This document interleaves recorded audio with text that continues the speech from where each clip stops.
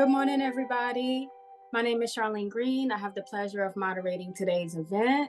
I am a Columbia School of Social Work alumni, and I'm a current law student at CUNY Law. Today, we have our panelists, Shari Simon, Dr. Shakira Kennedy, Cornelius Baker, Zuleka Henderson. Okay, so we're going to get started.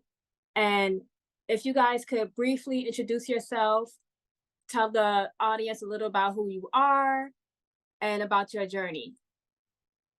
All right. Good afternoon, everyone. My name is Shari Simon, pronouns she, they. I am a CSSW alumni as well, so it's a pleasure being back here and seeing some familiar faces. I am from Brooklyn, New York. I'd be remiss if I did not say that. I also am a therapist, an adjunct professor, DI consultant, and a social entrepreneur. I have been on this social work journey for a while now in different capacities. And so that's a little bit about me professionally. Sharlene, do you want us to mention now a little bit about how we feel about Black Joy, or would you like us to wait? We're just going to wait. I just want everyone to have opportunity to introduce themselves. And next, we're going to jump to Dr. Zuleka Henderson. Hey, everybody. Thank you for the invitation to be with y'all. And I will say, just like Shari, I'm from East New York, Brooklyn. So Brooklyn never enters the house without saying we are from Brooklyn. I am the daughter of Damani and Takesha, the granddaughter of Gloria and Ruby May and Fred and Bud Owens. I am also a lover of music. I am a Black girl who has always from young felt that I am a person here on this earth to contribute something about intergenerational Black healing. And I most recently, well, I used to be with you all in that very room teaching and in other rooms throughout the building. So I was a lecturer in discipline there. And just about 3 years, going on 3 years ago now, I founded and became the CEO of the Center for Black Wellbeing, which is a community engagement and wellness consulting firm. So excited to be with y'all. Thank you so much, Dr. Henderson and Dr. Shakira Kennedy. Hi, everyone. I am extremely excited to be with you. It's great to see Dr. Henderson here. Her and I taught at Columbia, the first prop courses. So we are really excited about seeing each other. Just really quickly about me, I am the first Caribbean American female executive director for the National Association of Social Workers for New York State. I have a history in academic teaching and being in those spaces, and over 15 years. And, career spanning 23 years within macro practice. I also do DEI work. I am an abolitionist, I would describe myself as, and just love being in spaces to have conversations like this. So I'm just really excited to be here. Thank you. Thank you so much, Dr. Kennedy. It's an honor to have you. And Cornelius, please briefly introduce yourself. Good afternoon, everyone. My name is Cornelius Baker. I use he, him, his pronouns, and I am also a CSSW alumni. So I did the advanced practice generalist programming track when I was there, mainly working in diversity, equity, inclusion training spaces.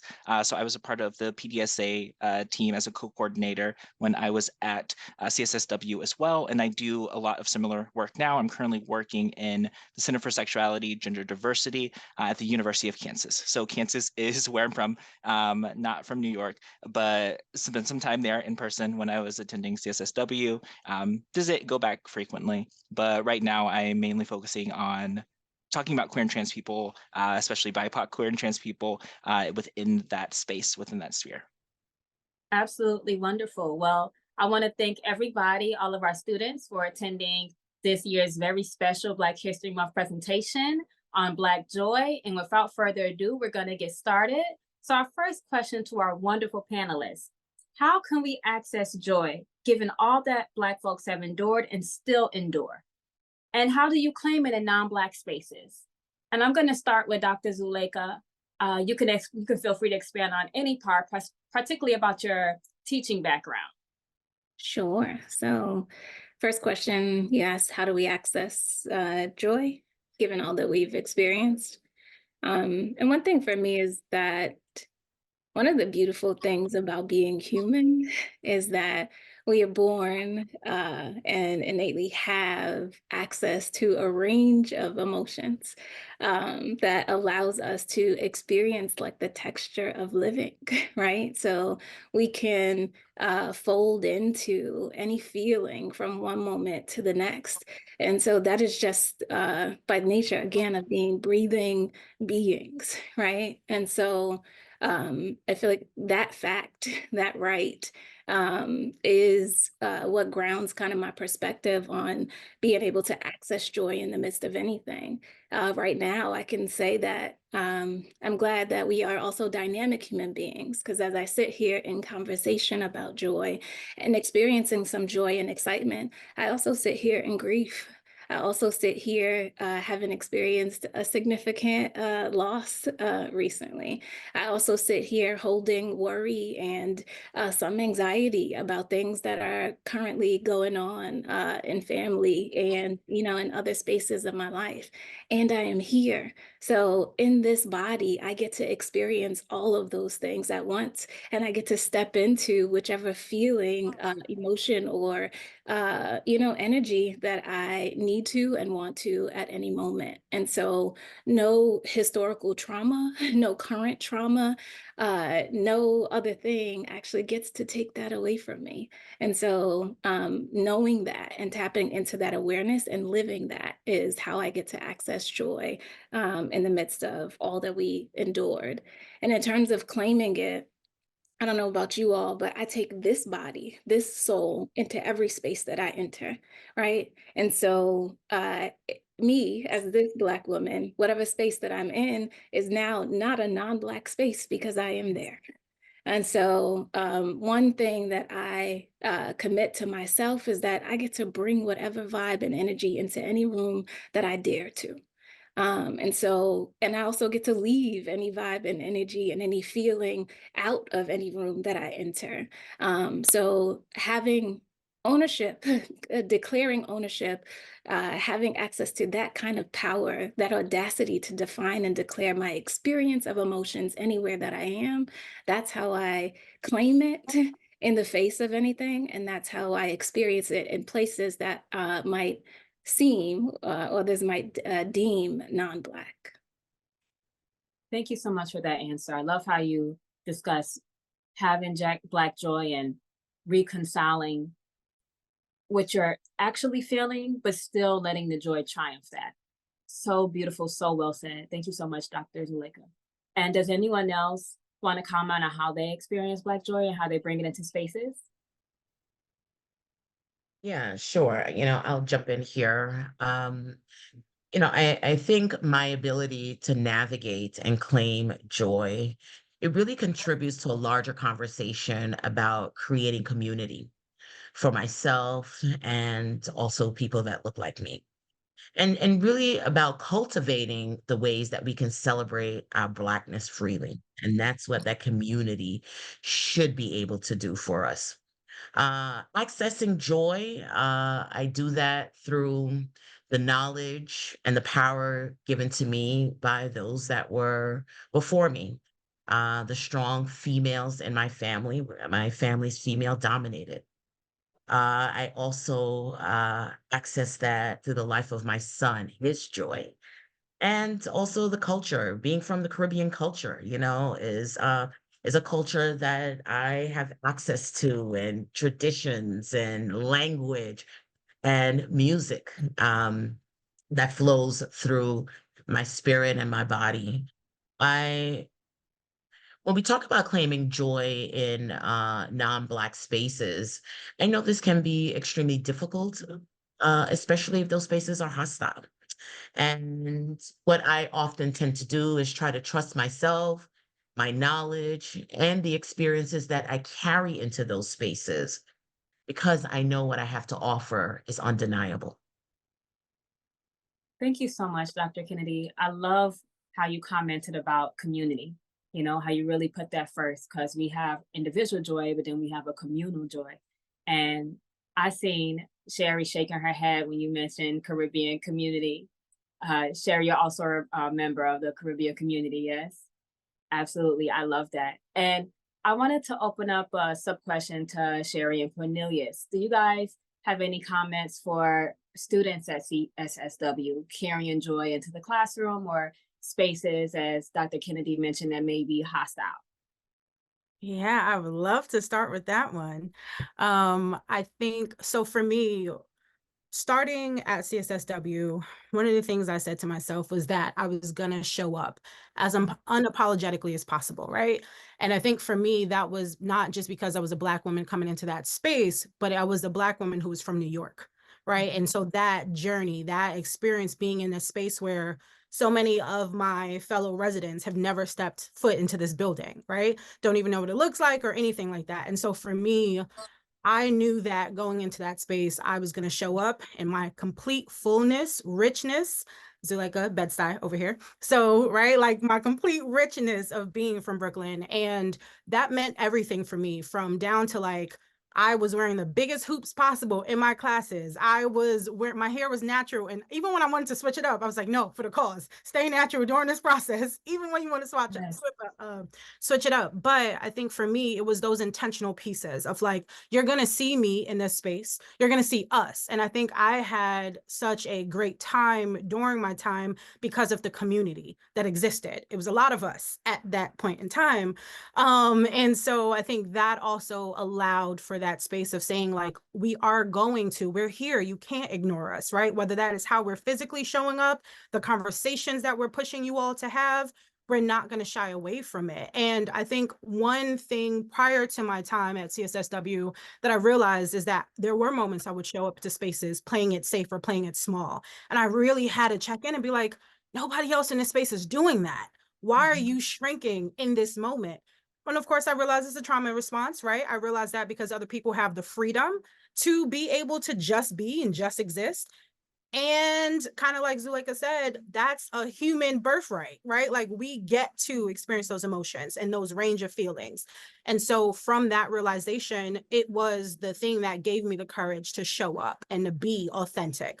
And so I really urge students to do that, whether with your professors, with your classmates, at your field, you all change the language, the placement sites that you're at now, right? Like thinking about how do you get to be your authentic self, because you deserve that. Shari, thank you so much for that well thought out answer. You know, really giving us permission and acknowledging showing up externally and internally, being true to thyself. So thank you so much for being so conscious and for being a leader while you were at CSSW and for being a leader now. And Cornelius, I would love for you to chime in and tell me what you think about Black Joy. Yeah, absolutely. I've been thinking about this question a lot since I was asked to be on the panel, and I've been trying to find a way to concretely express what Black joy means for me. And the one thing in particular I thought of was trying to define it. There's an interview with Nina Simone, late 1960s, where she's talking about freedom. Because when I think of Black joy, I think of freedom first. I think of what it means to be free, which is also hard to define. And she basically mentions it as freedom is thinking about what it means to exist with no fear. And that's how I think of Black joy also, especially in the ways that I've seen it expressed, looking at the differences from being from Kansas and then what that then looked like going to New York, and going to CSSW.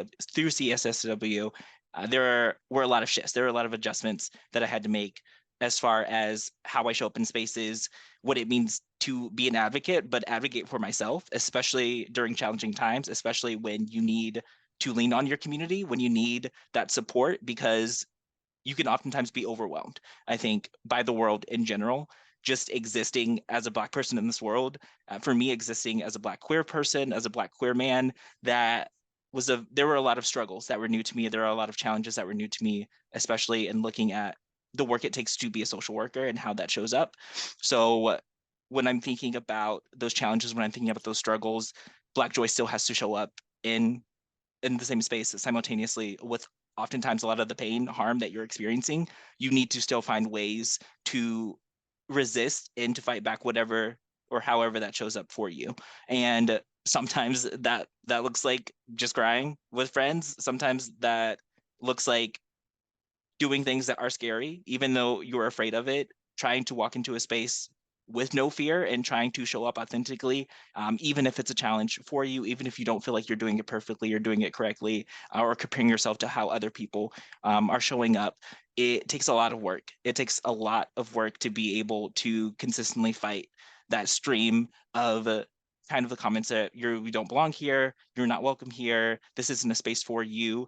That's something that I had to continuously push back against and show up in the way that I felt like I could express Black joy best in that space by being myself. Thank you so much for that well response that you gave. It was just beautiful. And I love how you opened up with freedom. You know, you said, I thought a lot about this question, Sharlene, and the term freedom really resonated with me. And then you went right in and you talked about being from Kansas, navigating the space at CSSW, being a queer man, and having to advocate for yourself. I want to stick with you for a bit, and I want you to expand on that term freedom and navigating trauma, rage, some of your coping styles. Share with the students some of your experiences that you had really navigating that freedom and maintaining that Black joy.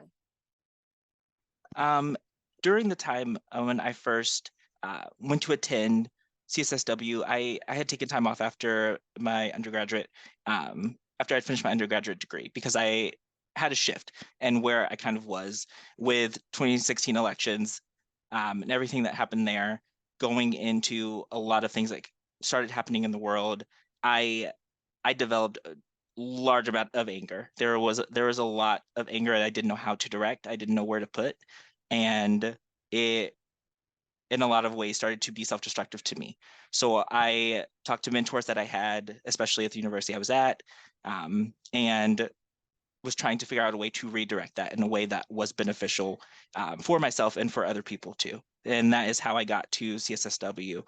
And thinking about and seeing just the spaces I was working in with working in housing in the Bronx, working Brooklyn Defender Services, and criminal legal system, there were a lot of spaces where a lot of that just got heightened.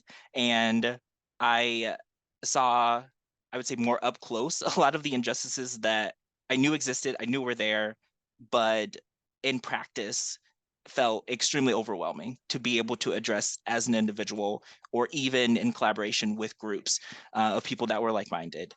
And that was a very difficult space for me to be able to figure out then what freedom looks like when I'm talking to someone who is incarcerated, when they can't get basic needs, when in a lot of ways I am powerless to help them because of the position that I'm in, or when I don't know how to use the power or privilege that I have to address the situations or needs in the right way. There's a lot, I feel like, that can weigh you down, and that weighed me down, especially in that time, and trying to figure out what it means to move forward, what it means to work in a liberatory sense. Talking about also as being an abolitionist, what it means to work in those spaces that don't match with your values, that don't match with your belief system or how you think the world should work. There is a lot of righteous anger that comes from that too. And that, especially in classes, contemporary social issues class that I took, was extremely helpful in trying to figure out how you express a lot of these pieces, how it shows up, especially in the work that you do, and how it can be used to fuel a lot of the work that you do without producing burnout, without producing burn through, and taking away from you so that you don't have anything then to give to anyone else. And that is a balance I still struggle with at this time now. A lot of that is just moving through a space, being absolutely radically vulnerable and making sure that I'm addressing this is a time where I can't show up in the way that I want to. I need support from someone else. I need support from the community to be able to pass a lot of that load off to someone else. And in order to do that, it means that I then should be willing to take it from someone else when they need it. And building that kind of community and building that kind of mutual aid and ways to make sure that we're supporting each other, especially in systems that are determined to destroy us. That's been the biggest space where I feel like I can find that freedom or find that liberation. Thank you so much, Cornelius. That was such another wonderful answer. I love how you really commented on being triggered by the criminal justice system, having this righteous anger and still being able to hold space for yourself so you can do the work for other people. I am sure that that has shown up very similar for Shari, Dr. Zuleka, and Dr. Shakira. Shari, I want to shoot to you, and I want to hear about ways that you have found that freedom and coping strategies that you could share for our students today, still maintaining that Black joy, ways that you have done it. Yeah, absolutely. A lot of what Cornelius said resonated with me. A lot of my experience has been within the education system and then mental health practices or settings. And as you can imagine, in both of those settings, similar, just egregious, and so many systemic issues, right? And it has always been a challenge of like, how do because we talk about in order for to change the system, right? You got to change it from within. But we don't talk about how painful that is. We don't talk about always how much it requires you to really be in a good space for you to sustain that work, right? And I think for me, the Audre Lorde quote, I'm gonna try to remember it. Let me see if I have it. The caring for myself is not self-indulgent. It is self-preservation, and that is an act of political warfare. That is what I live by. For me, that quote means a bunch of different things. We can go into it and analyze it, but one of the ways that it resonates for me is that it is the reminder of like, there are people who don't want you and folks who look like you to be here, right? And it has been a attempt for a very long time, right? And the mere existence of me and everybody else in this panel, right, is an act of preservation, is an act to say, despite all of that, I'm going to continue moving forward. And for me, that continuing moving forward, the only way that I'm able to do it is through self-care, right? And sure, we can talk self-care of like massages, etc. But I more so mean that like internal, deep level of self-care that includes that I'm being transparent with my community about where I am. I'm being transparent enough to sit with my emotions and the range of the emotions, right? So even like with therapy sessions, after I get, and a lot of my clients look like share identities with me, right? And so that's also hard to know that when there's a current event taking place, I'm simultaneously grieving alongside with you. But in this moment, I have to hold everything that you're giving, right? And so even after sessions, I get off, I have a moment to decompress. I turn on music, is my life. And so I turn on music and I really just need to release. And I didn't realize that at first. It took some years into doing therapy to realize, yo, you're holding so much. And I love that role that I get to fulfill for folks.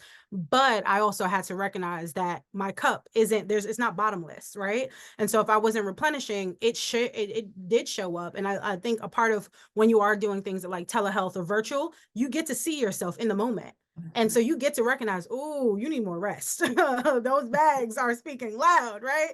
Or you don't look hydrated, right? And so for me, it's being present enough with my feelings and my emotions to be able to know when I need to replenish or even take a step back. And so that's something I've incorporated in my practice too, of being able to say, I'm taking a hiatus. I need to take a break. If I don't do this restoration now, I'm not going to be able to move forward. And that was not something I gave myself permission to do years ago. But now that is incorporated in any work that I do. And I do think it's a privilege for me to be able to say, well, if that doesn't work for you, then I probably won't work for you, right?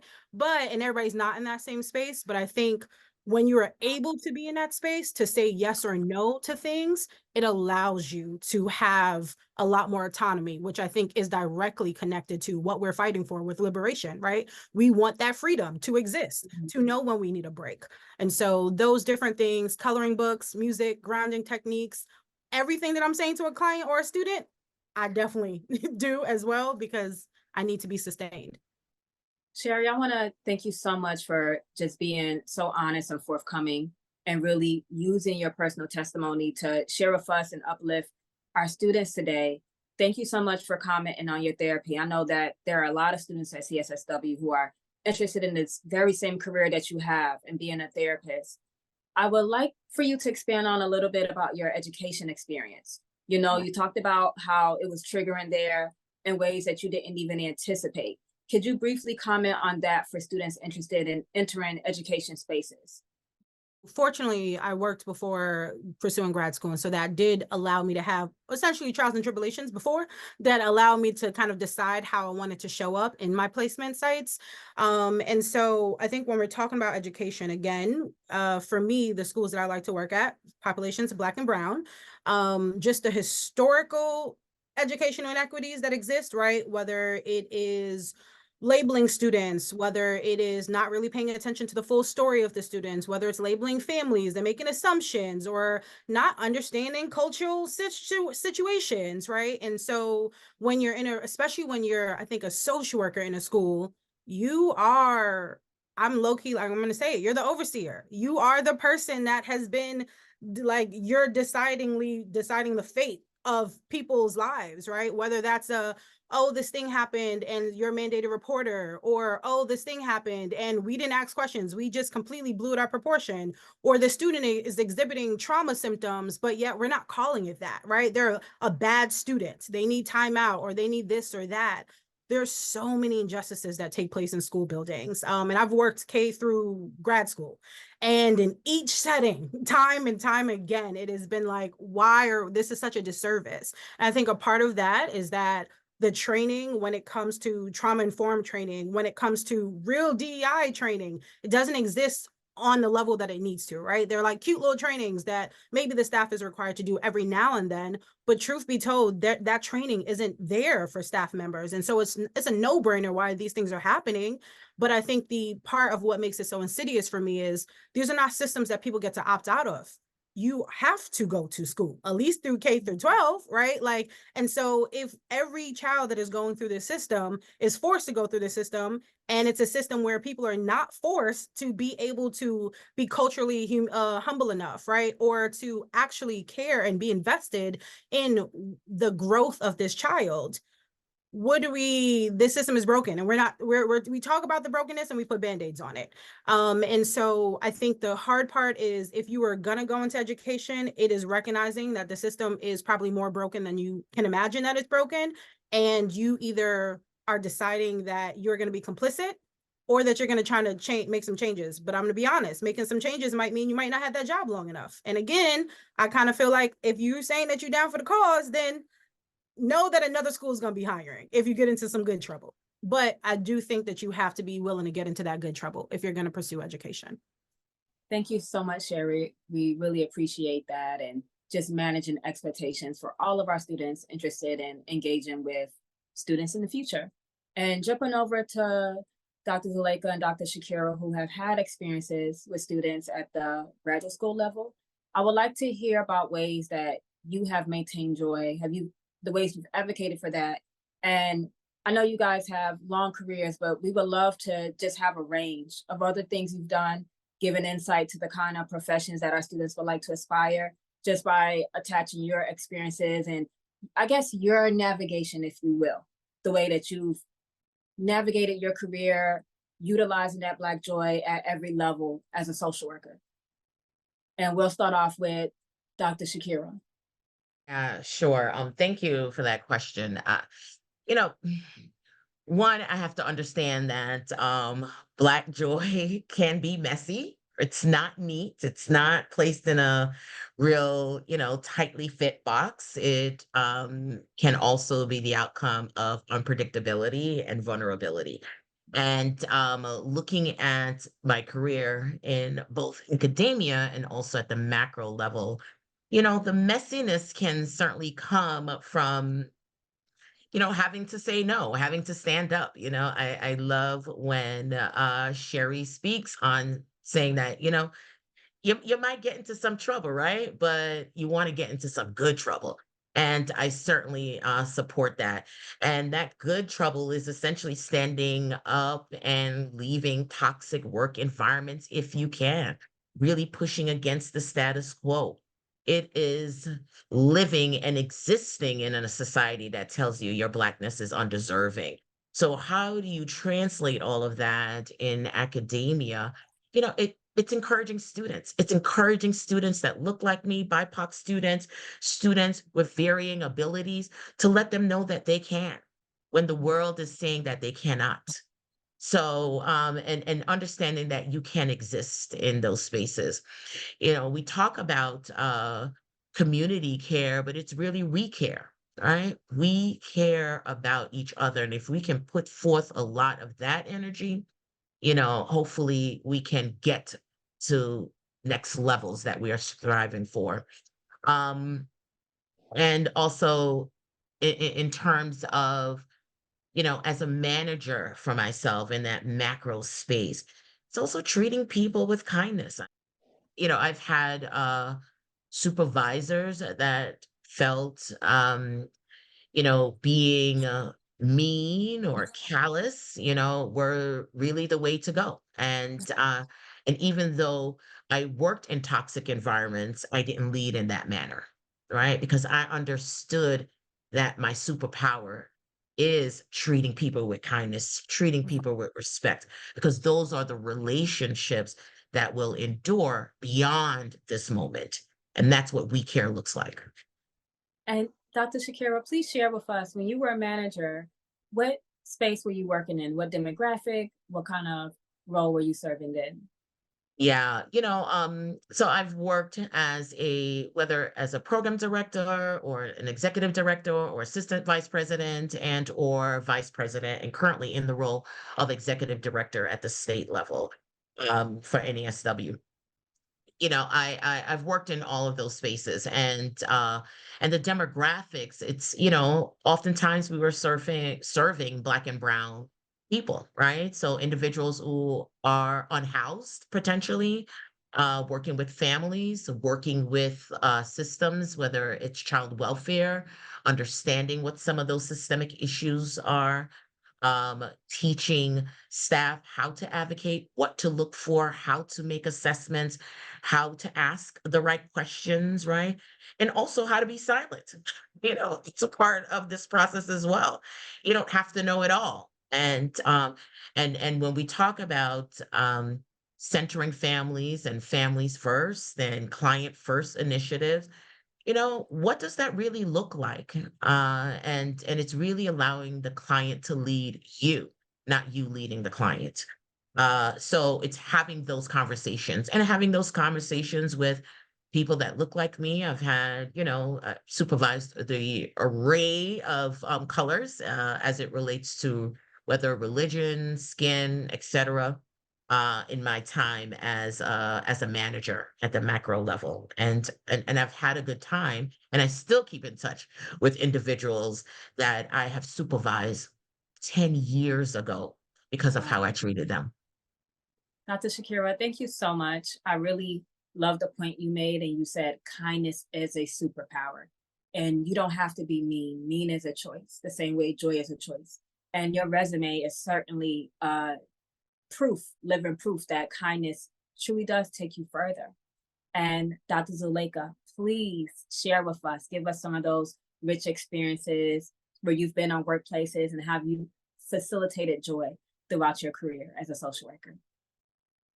Sure. The early parts of my career were often in spaces that either schools, so I worked in a high school setting, ran a counseling office there. I worked in a program for teens who got kicked out of high school. And then I went back to school myself and pursued the doctorate. And after that, mainly did teaching before transitioning to my current role, running the Center for Black Wellbeing. I think a way that I feel like joy has been a part of my presence in all of those spaces, has just been in the way that I like infuse creativity, and kind of listen into the things that actually amplified the light in the people that I was supporting, working with, and learning from. So it would be, listening to those sessions for those moments where, the teens and the folks that I was working with were describing, life moments that they were happy about, things that brought them pleasure. And just holding a space for that. Or, if I was teaching at the high school, then, and even at CSSW, I feel like I would approach the content by making sure to infuse those things. So we weren't just talking about CBT from the textbook, or I took a relationships course at one point, but we were watching clips from the reality TV dating shows and commenting on them and making connections between the content and the material. And now that I'm doing the work that I'm doing, so one thing that we do at the Center for Black Wellbeing semi-monthly is something called the Digital Oasis. And so it's a free virtual event for Black folks where we get to come in and do activities that just create an opportunity for us to explore what healing means to us, what wellness and well-being mean to us. And so both there and in my consulting work, so everywhere that I am, we center play. So everything that we do through some experience or activities that invite people to have fun, to remember that pleasure is also a right of ours. Yes. And so, I fold that into everything. And what I must say is, recently I designed this wellness curriculum for a child welfare agency. And so once a month, I was traveling to where they are, and we created these events, and also virtually.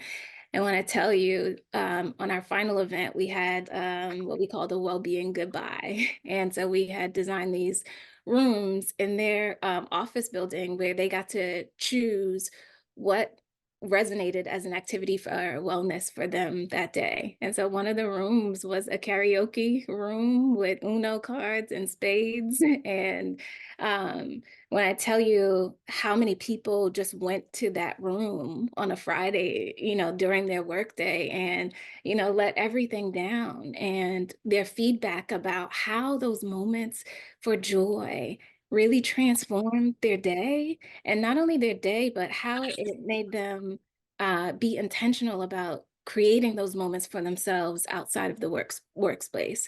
So for us, doing that is important because it's also modeling, for that organization, change your room around, like instead of a meeting once a month, do something where people get to come alive, and I think that what they got to see from that is how transformative that is for folks. And the last thing I'll say is that I also work as a therapist. And so both in my therapy role and in what we design through the Center for Black Wellbeing and the Digital Oasis, like when folks get to play in a way where the activity, whatever playful activity that we're doing, also gets to invite them to have revelations about what healing is and what it might be, it makes it so much more accessible, than many other approaches and modalities. So I feel like that's how joy is a non-negotiable part of what I do.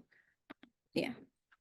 Thank you so much, Dr. Zuleka. It was such a pleasure to hear about the Center for Black Wellbeing and the Digital Oasis. I love how you took the total sum of your experiences and you created a physical space for us to experience joy.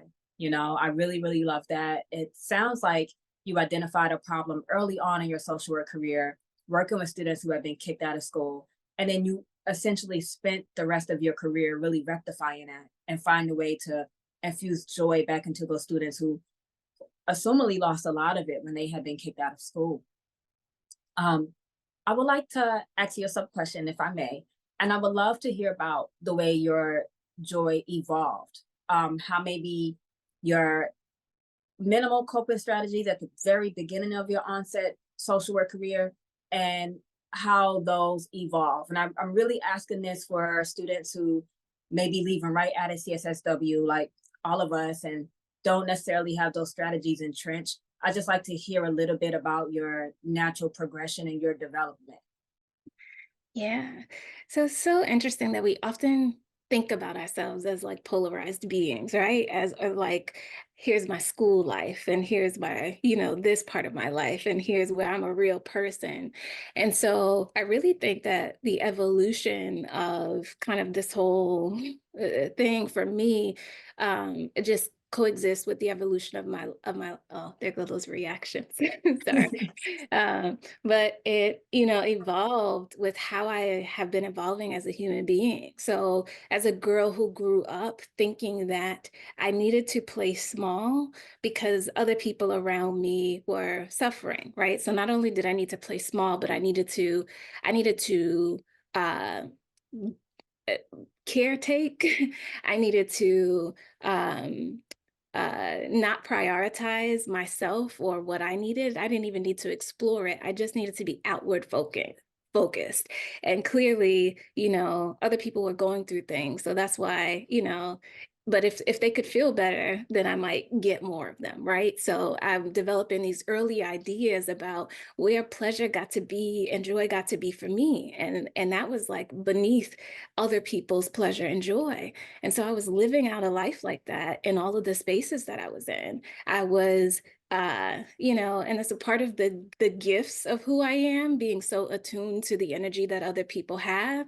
And it's a part of the wounding and healing that I've had to grow through so that I could evolve to a place where I would know that pleasure is my right as well, no matter what kind of pain is in the room, mine or others. And so I feel like a lot of, how I define joy, a lot of how I experience joy, it really resonates with how my philosophy on living, right? And so as I, grew more to understand that what happens in this vessel is so important, right? Because all of the things that the world gets to experience because I am here, if this container is well, if this container gets to experience the full range of things, then I get to be something and experience something dynamic. And I also get to contribute that. And that it is not a requirement of me turning off my joy, turning off my need for joy in order for good things to happen for myself and other people. And so as I started to learn that, as I started to adopt and identify concepts like the power to choose, like knowing that in the presence of anything, even if it is the hardest thing, much of my being and even the Center for Black Wellbeing is based on the blueprint of our ancestors. I literally went into historical research and I wanted to understand how they cultivated, how they accessed healing in the midst of the adversity that we call enslavement. How did they do that? And so as I was searching through their narratives, and I would see that even when the actual violence, threats of violence, all of the forces of oppression were right in their face and in their nose, they did things like transform their cognitive space, right? They like identify that there was a soul level space that none of those outside things could touch. And because they had that, because they had the audacity to know that this thing in here was mine, that they had freedom and wellness and joy inside of here, even in the midst of that kind of trouble. And so locating that, like knowing that, I didn't just have the blueprint of what we did with toxicity and trauma, but what we did with well-being and joy. And so that is kind of how I've been able to evolve to personally experience and express much more joy and to share that with others through the work that I do. Absolutely amazing. I absolutely love it. Wow. I love how you began by talking about connecting with your students and finding ways to be a container of joy for others. And then as your career progressed, you talked about doing historical research with the ancestors. I mean, that's just amazing. It just really shows your trajectory and how you never became complacent And it sounds like you're just constantly looking for more ways to both find joy and to help others experience joy. And thank you so much for that. I mean, I literally have chills over here listening to you guys. You guys are such an inspiration. I wanted to open up the floor to any one of you guys to comment, jump in. Was there anything in the back of your mind like, oh, I really wanted to mention this regarding my work? Cornelius, for you, I know that you work in criminal justice spaces, and I just wondered, did you have anything that you wanted to elaborate on when you're interfacing with primarily Black and Hispanic men who are incarcerated? Have you had any distinct experiences of noticing that depression and finding ways to infuse that joy to others when you were in that criminal justice space? Yeah. So in that space for me, I think when we talk about like transference, countertransference, a lot of those pieces, it is an interesting experience being in a space where you see a lot of similarities, also a lot of differences with the people that you're working with, and it starts to break up a lot of pieces for yourself of how you move through the world, and what kind of that relationship between you can look like. I think it can also shift things there too. Thinking about like that experience for me, a big part was not thinking about like BIPOC community in monolithic terms. So being able to understand the differences of our perspectives, and how we came to the space where we were and how that shaped our relationship too. So when I talk about kind of adjustment, for me, there were pieces that I didn't understand. There were parts of their experiences that I didn't understand, not having been in that space. And there were also times where there were connections with just interactions with law enforcement, interactions with police that touched me very closely and was difficult, challenging to deal with. So finding joy in that space was a unique kind of challenge I had not experienced before, and that I didn't feel prepared for. So I relied a lot on the mentors that I had in that space. My field supervisor, especially in being able to work through some of the things that I wasn't fully able to vocalize. In that particular space also, I was working with adolescents that had criminal charges. So there were things that were coming up, or ways that we would try to find that piece by just daily experiences that we were talking about, with kind of the looming parts of the criminal case happening too. So working again, finding that space where you can simultaneously experience joy or experience that happiness was extremely important, because there was a lot of fear that was completely valid, uncertainty about the future.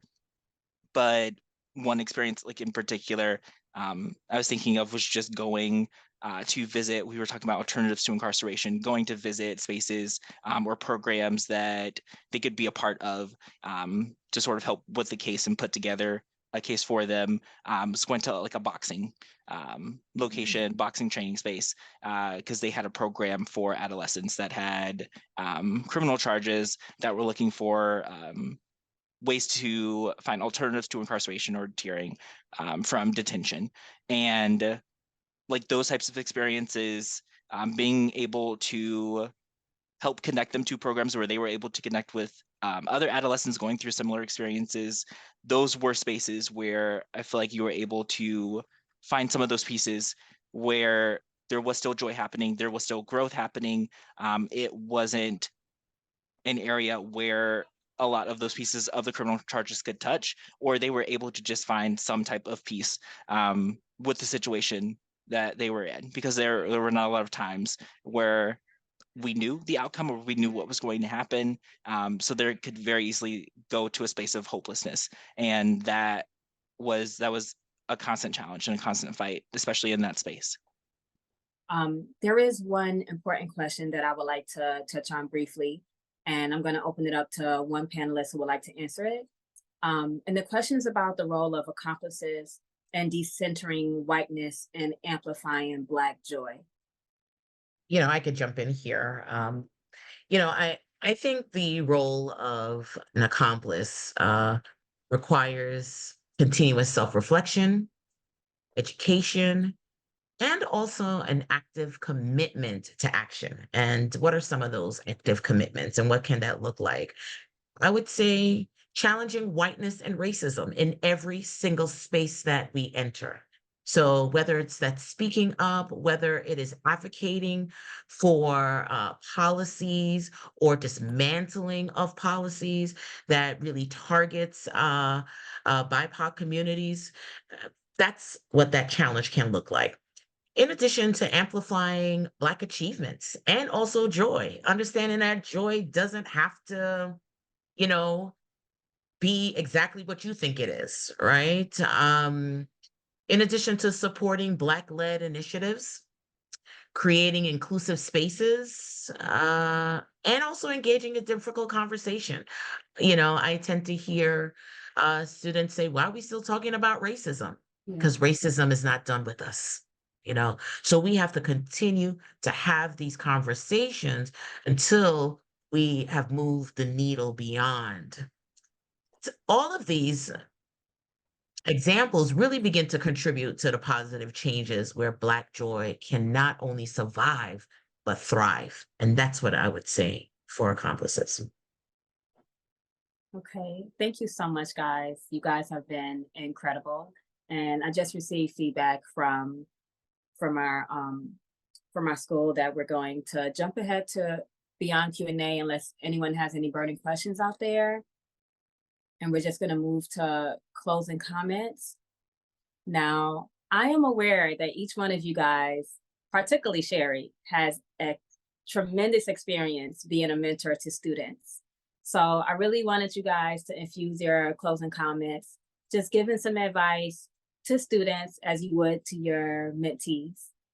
And we're going to begin with Shari. So many things, but keeping it short and sweet.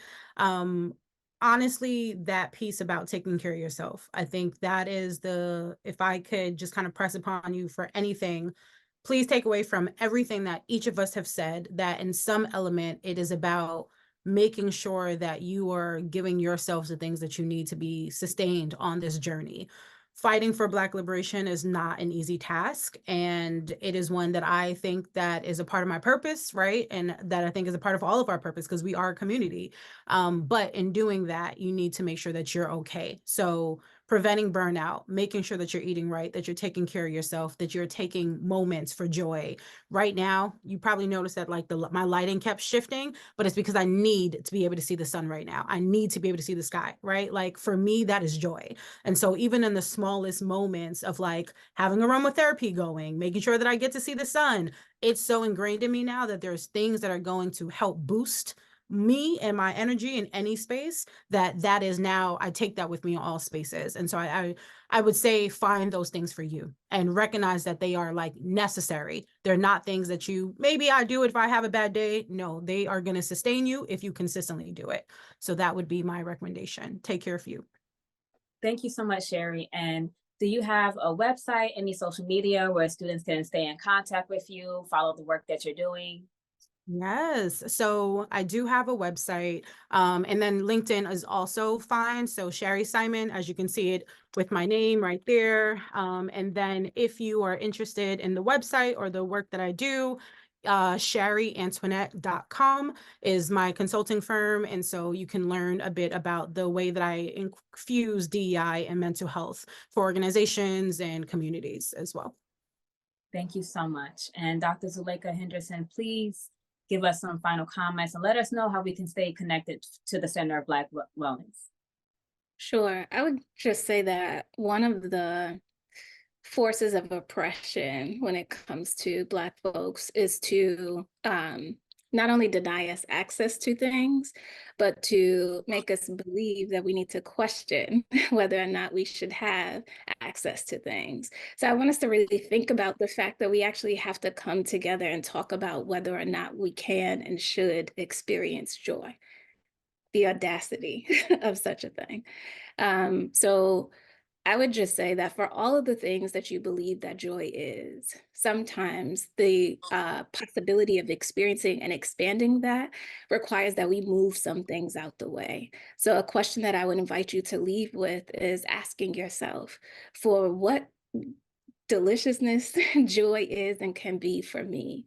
What gets in the way of me diving into that and having some of that every single day?